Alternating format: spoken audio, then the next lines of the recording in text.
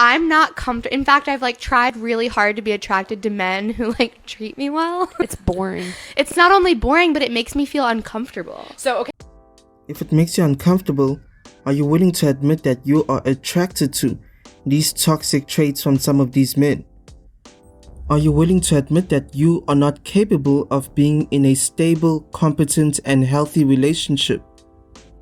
Are you willing to admit that the reason you are not in any relationship or haven't had any successful relationship yet is because of your choices, the men that you are attracted to?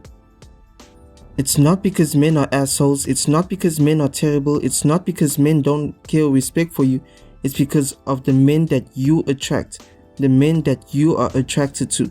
That is the reason. Are you willing to accept that?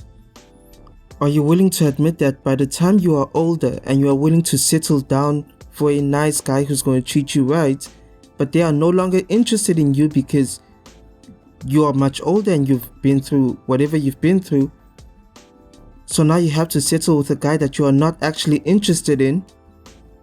Are you willing to admit that that is all your fault and it all stems from you, and not because men are terrible partners, but because you have been attracted to men who are terrible partners? If you are, then we're good.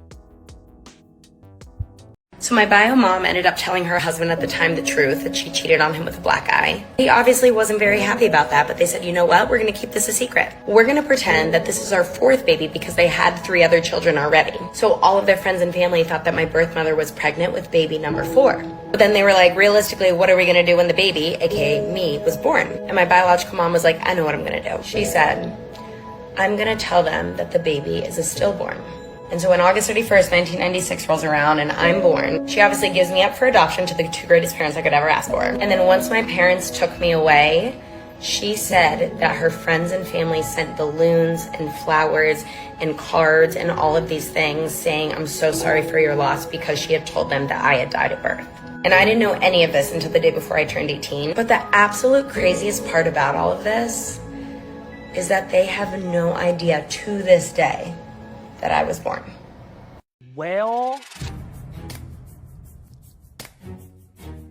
I've always said, like, I want a nice guy. I've always been into, like, the heads or, like, the douchebags of the male community because I was so traumatized by them. First, I'm sitting there being like, I want a nice man. Like, why can't a guy just come to my life and be so nice and, like, be obsessed with me? And then I find, like, a guy that's really nice, and I am so thrown off. Like, I really did find a guy who's, like, super fucking nice. Like, the most respectful, like, anything I really need, like, he's gonna do it for you. I'm sitting there like, like, I'm the problem. I'm the fucking problem. I do want a healthy relationship. Okay, I really do. More than anything, that's what I want. I think I just still need a guy who, like, gives me a run for my money. I'm so the problem because, like, you're nice. Like, literally, like, Connor from Love Island vibes. But, like, it's just too nice. At least you realize that you are the problem.